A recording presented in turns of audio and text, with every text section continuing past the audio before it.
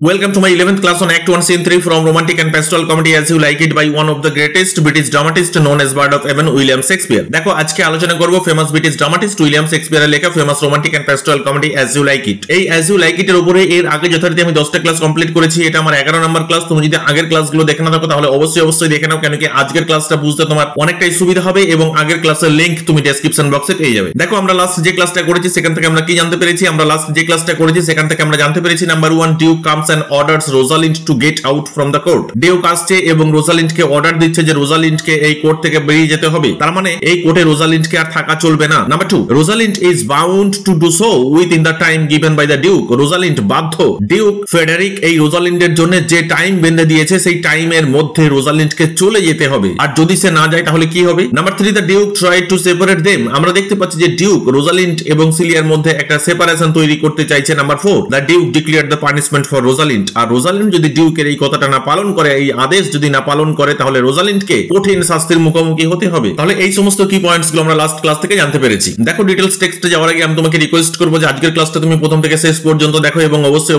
তুমি চ্যানেলটা সাবস্ক্রাইব করে এর বেল আইকন প্রেস করে রাখো, কেন কি তোমার সিলেবাসে প্রেসক্রাইবড করা প্রত্যেকটা টেক্সটের ক্লাস তুমি প্রতিনিয়ত এখান থেকে পেয়ে যাবে। এছাড়া আমার এখান থেকে ইউজি এবং পিজির অনলাইন গাইডেন্স প্রোভাইড করা হয়ে থাকে। ইউজির ক্ষেত্রে কোন কোন ইউনিভার্সিটির অনলাইন গাইডেন্স প্রোভাইড করা হয় এবং পিজির ক্ষেত্রে কোন কোন ইউনিভার্সিটির অনলাইন গাইডেন্স প্রোভাইড করা হয় সেটা তুমি দেখতেই পাচ্ছ। যদি তোমার অনলাইন গাইডেন্সের প্রয়োজন হয় তাহলে ডেসক্রিপশন বক্সে এবং স্ক্রিনে যে কন্টাক্ট ডিটেইলস দেওয়া আছে তার মাধ্যমে যোগাযোগ করতে পারো। এখানে আরেকটা কথা বলে রাখি, নেক্সট সেমিস্টারের জন্য এখন থেকে অ্যাডমিশন প্রসেস শুরু হয়ে গেছে ফর দ্য অনলাইন গাইডেন্স। যদি তুমি নেক্সট সেমিস্টারের জন্য অনলাইন গাইডেন্স আমার এখান থেকে নিতে চাও তাহলে যে কন্টাক্ট ডিটেইলস দেওয়া আছে যোগাযোগ করতে পারো। So let's come to the text. দেখো দ্য টেক্সট অ্যাক্ট 1 সিন 3। এই সিন 3 সেটিংস কে রাখা হয়েছে এই সিন 3 এর উপরে। এর আগে যথারীতি আমরা দুটো ক্লাস কমপ্লিট করেছি এবং সেই ক্লাস থেকে জানতে পেরেছি সিন 3 সেটিংস এ room in the duke's palace. একটা রুম কে রাখা হয়েছে এবং সেই রুমটা কোথায় অবস্থিত? ডিউকের যে প্যালেস আছে সেই প্যালেসের একটা রুমকে সেটিংস হিসেবে রাখা হয়েছে। আমরা লাস্ট ক্লাসে দেখেছি duke and lords exist. Duke এবং লর্ডস বেরিয়ে যাচ্ছে। তার কারণ কি? ডিউক এসেছিলেন তো রোজালিন্ডকে থ্রেট দেওয়ার জন্য, রোজালিন্ডকে কিছু অর্ডার দেওয়ার জন্য। তাহলে ডিউক তো রোজালিন্ডকে অর্ডার দিয়েই ফেলেছে এবং তারা বেরিয়ে যাচ্ছে। এটা শোনার পরে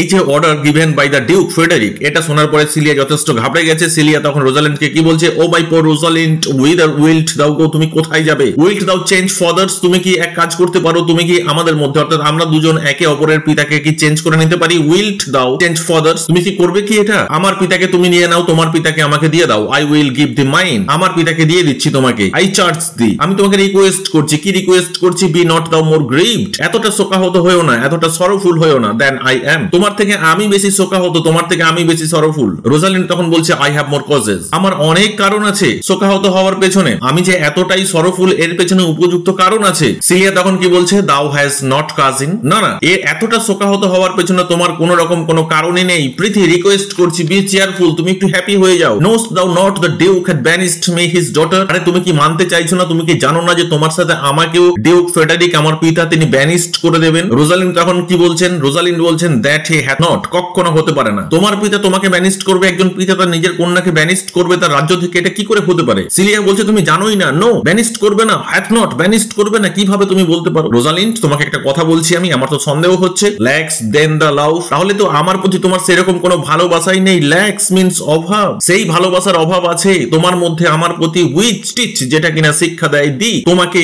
দ্যাট দাও এন্ড আই এম ওয়ান, যে তুমি এবং আমি একই। এই ভালোবাসা, সেই ভালোবাসা তো তোমার মধ্যে নেই যেটা এই শিক্ষাটা দিয়ে থাকে। সিলিয়া আরো বলছে, কি বলছে? শ্যাল উই বি সারেন্ডার্ড, তাহলে কি আমাদের সারেন্ডার করা উচিত ডিউক ফেডারিকের কাছে? Shall we part sweet girl, তাহলে কি আমরা এরপর একে অপরের থেকে সেপারেট হয়ে যাব? নো, কখনো হতে পারে না। Let my father seek another heir, আমার পিতা কি করুক, আমার পিতা তার অন্য কোনো উত্তরাধিকারীকে খুঁজে নেই। আমি জানি যে আমার আর কোনো ভাই বোন হবে না বা কোনো সম্ভাবনা ভি নেই, সুতরাং আমি হচ্ছি আমার বাবার একমাত্র উত্তরাধিকারী। আমি হচ্ছে ডিউক ফেডারিকের একমাত্র কন্যা এবং একমাত্র উত্তরাধিকারী। সুতরাং আমি চলে গেলে তার একটা উত্তরাধিকারীর প্রয়োজন হবে এই রাজ্যপাট সামলানোর জন্য। তখন সে কি করবে? সে অন্য কোনো উত্তরাধিকারীকে খুঁজে নিক, আই মিন কাউকে দত্তক নিয়ে নিক, কিন্তু আমি এখানে থাকবো না। Therefore device with me how we may fly, সেই কারণে চলো একটা প্ল্যান করি। এখানে device means to make a plan. কি প্ল্যান করি? হাউ উই মে ফ্লাই, কিভাবে আমরা চলে যেতে পারি এখান থেকে, কিভাবে আমরা এখান থেকে পালিয়ে যেতে পারি সিক্রেটলি। উইদার টু গো, যাবোটা কোথায়? What to wire with us, আমাদের সাথে কি নিয়ে যাবো? এন্ড তোমাকে আরেকটা রিকোয়েস্ট করি Rosalind, do not seek to take your change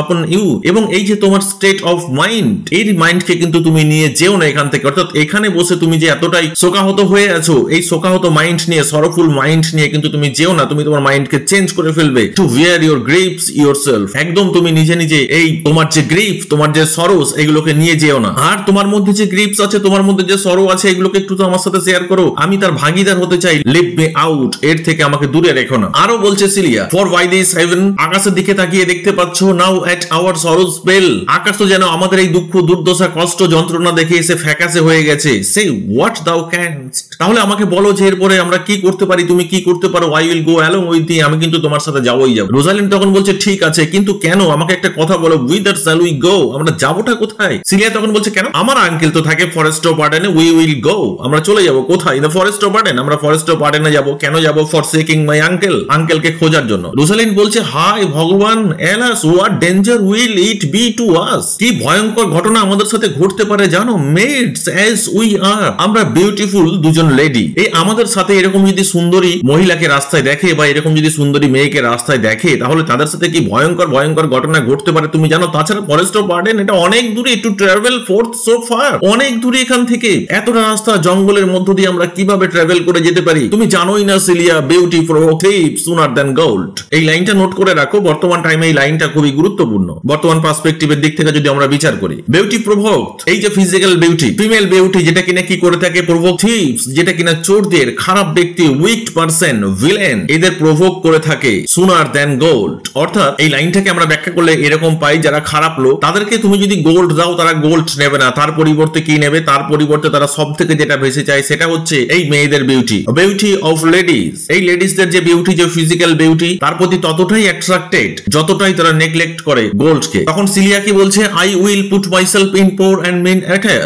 তুমি ঠিকই বলেছো, তাহলে আমি এরপরে কি করবো বলো দেখি। আই উইল পুট মাইসেলফ, আমি ছদ্মবেশ ধারণ করবো, in poor and mean attire, আমি ছেঁড়া ফাটা ড্রেস পরবো, and with a kind of umber, এখানে আম্বার মিন্স আমরা বলতে পারি রেডিশ ব্রাউন পেইন্ট অথবা blackish paint. Smirch my face, এখানে মার্চ কথার অর্থ কি, মেক ডার্টি, আমি আমার ফেসকে কি করে দেবো, আমি আমার ফেসকে ডার্টিনেসে পরিপূর্ণ করে তুলবো। তার মানে এখানে সিলিয়া বলতে চাইছে, আমি একাধারে যেমন ছেঁড়া ফাটা ড্রেস পরবো, অপরদিকে আমি আমার মুখে কালি মেখে নেবো, যাতে করে আমাকে ভূত টাইপের দেখতে লাগে। তা লাইক ডু ইউ, রোজালিন্ড তুমিও এটা করবে। So shall we pass along, আর এইভাবেই আমাদের যে সমস্ত ডেঞ্জারের মুখোমুখি আমরা হব জঙ্গলে, সেগুলোকে পাস কাটিয়ে চলে যাব, কোনো ব্যাপার না। এন্ড নেভার স্টেয়ার, এবং কখনোই প্রভোগ করবে না আমাদের এই যে বিউটি, সেই বিউটিকে আমরা অ্যাপারেন্টলি কালিমা লিপ্ত করে ফেলবো। তার ফলে আমাদের যে অ্যাকচুয়াল বিউটি সেটা ঢাকা পড়ে যাবে। আর অ্যাকচুয়াল বিউটি যদি আমাদের ঢাকা পড়ে যায়, আমাদের যে ন্যাচারাল বিউটি যদি ঢাকা পড়ে যায়, তাহলে আমাদের এই আর্টিফিশিয়াল ডার্টি আগলিনেস এটা কি করতে পারবে না, এটা কখনোই প্রভোগ করবে না। কাকে, অ্যাসিলেন্টস, এখানে অ্যাসিলেন্টস মিন্স আমরা বলতে পারি ভিলেন অথবা উইকড পারসন, সেই সমস্ত ব্যক্তি যারা কিনা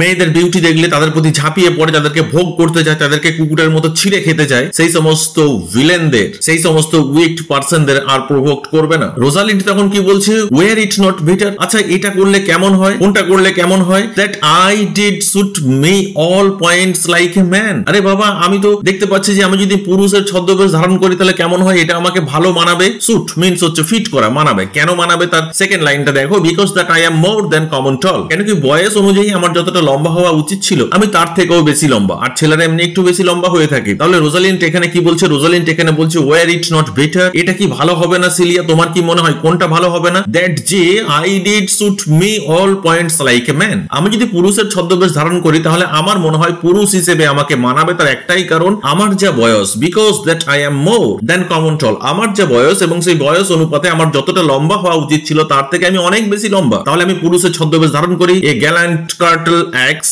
এবং আমার কাছে কি থাকবে, আমার কাছে একটা সোর্ড থাকবে আপন মাই থাই, আমার কোমরে একটা তরবারি বাঁধা থাকবে, সোর্ড বাঁধা থাকবে, এন্ড এ বোর স্পিয়ার, এবং একটা অস্ত্র থাকবে ইন মাই হ্যান্ড, আমার হাতে, এন্ড ইন মাই হার্ট, এবং আমার হৃদয়ে কি থাকবে, lie there what hidden oven spear there will be, এবং হৃদয়ে তো সেই আমার যে মেইলি স্বভাব সেটা থাকবেই, অর্থাৎ আমার মধ্যে সেই ভয় ভীতিটা সবসময় থাকবে। যেমন কোনো মেয়ে সামান্য ক্ষুদ্র কোনো জিনিস দেখলে, আরসুলা দেখলে যেমন লাফিয়ে ওঠে, টিকটিকি দেখলে যেমন ভয়ে চিৎকার করে ওঠে, তাহলে সেরকম একটা ওমেনলিনেস, সত্তা, মহিলা যে সত্তা সেটা তো আমার মধ্যে থাকবে। তা সত্ত্বেও অ্যাপারেন্টলি আমি নিজেকে ব্রেভ দেখাবো। রোজালিন্ড আরো কি বলছে, we will have a swashing and a martial outside, outside means আমরা বলতে পারি অ্যাপারেন্টলি, অ্যাপারেন্টলি তো আমরা ব্রেভ দেখাবো বা আমাদের মধ্যে যে ব্রেভনেস সেটা আমরা ফুটিয়ে তোলার চেষ্টা করব। এখানে এই যে মার্শিয়াল মিন্স আমরা কি বলতে পারি, মার্শিয়াল মিন্স আমরা বলতে পারি ওয়ারলাইক, অর্থাৎ নাইটরা যে যুদ্ধ করতে যায় এবং নাইটরা যুদ্ধ করতে যাওয়ার সময় তাদের মধ্যে যে ধরনের ব্রেভিটি দেখা যায়, এখানে সেই ব্রেভিটির সাথে রিলেটেড হচ্ছে মার্শিয়াল কথাটা। এন্ড সুয়েসিং, সুয়েসিং মিন্স আমরা কি বলতে পারি, brave,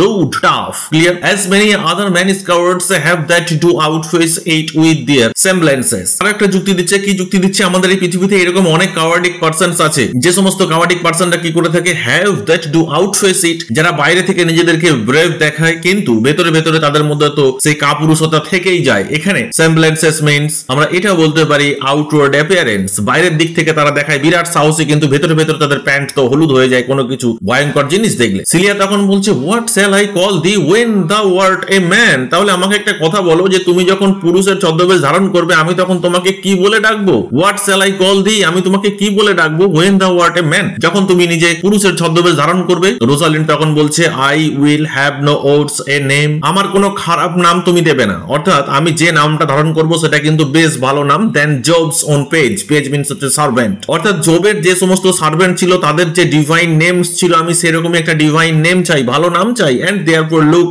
you call me Ganymede, আর সেদিক থেকে সিলিয়া তুমি আমাকে গ্যানিমিড বলে ডাকতে পারো। But what will you be called, কিন্তু আমি তোমাকে কি নামে ডাকবো বলো তো সিলিয়া? সিলিয়া তখন বলছে সামথিং, তুমি সেই নামে আমাকে ডাকতে পারো that had a reference to my state, যেটা আমার ফরচুনের সাথে একটা কানেকশন তৈরি করবে। এখানে রেফারেন্স মিন্স হচ্ছে connection, relation, to my state, state means হচ্ছে ফরচুন। সিলিয়া বলছে ও হো বুঝে গেছি, তুমি আমাকে সিলিয়া বলে ডাকবে না বাট এলিয়েনা, তুমি আমাকে এলিয়েনা বলে ডাকবে। তাহলে এখান থেকে আমরা দেখতে পাচ্ছি রোজালিন্ড তিনি যে ছদ্মবেশ ধারণ করলেন পুরুষের ছদ্মবেশ, সেই ছদ্মবেশ ধারণ করে তার কি নাম নিয়ে নিল সে, তার নাম হলো গ্যানিমিড। এবং সিলিয়া সে কি নাম নিল, সে নিল এলিয়েনা। চলো নেক্সট, রোজালিন্ড তখন কি বলছে, but cousin what if we assayed to steal the clownish fool out of your father's court, কিন্তু আমাকে একটা কথা বলো তো, আমরা যদি এরকম প্ল্যান করি, যদি এরকম চেষ্টা করি, যদি এরকম পদক্ষেপ নিই, অ্যাসেড অ্যাটেম্প্ট অথবা ট্রাই, চেষ্টা করি বা পদক্ষেপ নিই কিসের ক্ষেত্রে, to steal the clownish fool, যে ক্লাউন ইজ ফুল আছে out of your father's court, তোমার বাবার কোর্টে, তোমার বাবার রাজসভাতে যে ক্লাউন আছে। এখন তুমি অবশ্যই কমেন্ট বক্সে কমেন্ট করে জানাবে যে এই ক্লাউন ইজ ফুল বলতে কাকে বলা হয়েছে, যদিও তার নামটা কিন্তু আমরা জানি। The clownish fool out of your father's court, এটা কেমন হয় বলতো, যদি আমাদের রাজসভা থেকে, তোমার বাবার রাজসভা থেকে সেই ক্লাউন ইজ ফুলকে আমরা আমাদের সাথে নিয়ে নিই। Would he not be a comfort to our travel, তাহলে এই যে আমরা একটা লম্বা জার্নি করব, সেই ফরেস্ট অফ আর্ডেনে যাব, সেই এতটা লম্বা রাস্তায় আমরা যখন যেতে যেতে ক্লান্ত হয়ে পড়বো, সে কি আমাদের একটু আনন্দ দিতে পারবে না? উড হি নট বি, সে কি এটা করতে পারবে না, এই কমফোর্ট আমাদের একটু আনন্দ দিতে পারবে না তার কথাবার্তার মাধ্যমে, তার অ্যাক্টিভিটিস এর মাধ্যমে, টু আওয়ার ট্রাভেল, আমাদের এই যাত্রা পথে? সিলিয়া বলছে হ্যাঁ তুমি ঠিক বলেছো, he will go along over the wide world with me, আরে বাবা সে তো আমার সাথে যেতে প্রস্তুত, আমি যদি গোটা পৃথিবী ভ্রমণ করে বেড়াই সে রেডি এক পায়ে, আমি যখনই তাকে বলবো সে আমার সাথে যেতে রাজি হয়ে যাবে। He will go along over the wide world, এই পৃথিবী ঘুরে বেড়াতে পারে সে আমার সাথে। আমি যদি বলি লেট মি অ্যালন টু ও হিম, তুমি তো এই ব্যাপারটা আমার উপরে ছেড়ে দাও। টু ও মিন্স হচ্ছে টু অ্যাট্রাক্ট, তাকে কিভাবে আমি অ্যাট্রাক্ট করবো এটা তুমি আমার উপরে ছেড়ে দাও। লেটস অ্যাওয়ে, চলো এরপরে যাই এন্ড গেট আওয়ার জুয়েলস, এবং আমাদের যে জুয়েলারি গুলো আছে এন্ড আওয়ার ওয়েলথ, এবং আমাদের যে সম্পদ আছে টুগেদার, সেগুলোকে আমরা একসাথে কালেক্ট করি। কেন কি আমরা যখন যাব তখন খাবো কি এখান থেকে, যে তার জন্য তো কিছু টাকা পয়সার প্রয়োজন, কিছু সোনা গয়নার প্রয়োজন, সেগুলো আমরা নিয়ে নিই। ডিভাইস দ্য ফিটেস্ট টাইম, চলো এরপর একটা প্ল্যান করি যে সঠিক সময় কখন হবে, ফিটেস্ট টাইম, পারফেক্ট টাইম কখন হবে, এন্ড সেফেস্ট ওয়ে, এবং উপযুক্ত রাস্তা কি হবে। এখানে সেফেস্ট ওয়ে মিন্স হচ্ছে সঠিক উপায়, to hide us from pursuit, যেভাবে আমরা এখান থেকে লুকিয়ে চলে গেলে, আমরা চলে যাওয়ার পরেও কি হবে না, from pursuit that will be made after my flight, আমরা চলে যাওয়ার পরেও আমাদের কেউ খুঁজবে না। পারসুইট মিন্স হচ্ছে ফলো করা, তাহলে আমরা এমন ভাবে লুকিয়ে এই জায়গা থেকে বেরিয়ে যাব, এই কোর্ট থেকে বেরিয়ে যাব, যে আমরা বেরিয়ে যাওয়ার পরেও কেউ বুঝতেই পারবে না যে আমরা কোর্ট থেকে পালিয়ে গেছি, এবং আমাদের কেউ ফলো করবে না, কেউ খুঁজবেও না। এখানে পারসুইট মিন্স আমরা খোঁজাবি বলতে পারি, that will be made after my flight. Celia বলছে আমরা এখান থেকে লুকিয়ে চলে যাওয়ার পর তো ডিউক ফেডারিক কি করবেন, উনি চারিদিকে সমস্ত লোকজন লাগিয়ে দেবেন যে কোথায় গেছে কোথায় গেছে, খুঁজে বার কর খুঁজে বার কর, কোথায় গেল কোন দিকে গেল। কিন্তু আমরা এমন ভাবে যাব যাতে করে আমাদের কেউ পরবর্তীকালে আর খোঁজার চেষ্টা না করে আমরা চলে যাওয়ার পরে। নাও গো উই ইন কন্টেন্ট, তাহলে এরপরে চলো আমরা চলে যাই সেই আনন্দের দেশে, সুখের দেশে। ইন কন্টেন্ট মিন্স আমরা বলতে পারি হ্যাপিলি, টু লিবার্টি, যেখানে গিয়ে আমরা আনন্দের সাথে লিবার্টিকে উপভোগ করব, এন্ড নট টু ভ্যানিশমেন্ট, এবং আমাদের আর ভ্যানিশড হতে হবে না, আমরা স্বইচ্ছায় ভ্যানিশড হয়ে যাই। ক্লিয়ার? এরপরে দেখা যাচ্ছে সিলিয়া এবং রোজালিন্ড বেরিয়ে যাচ্ছে। আই থিঙ্ক আজকের ক্লাস সম্পর্কে তোমার কোথাও কোনো রকম ডাউট নেই, যদি কোথাও কোনো রকম ডাউট থেকে থাকে তাহলে অবশ্যই তুমি কমেন্ট বক্সে কমেন্ট করে জানিও, আমি আমার নেক্সট ক্লাসে তোমার ডাউট ক্লিয়ার করার চেষ্টা করব। Thank you.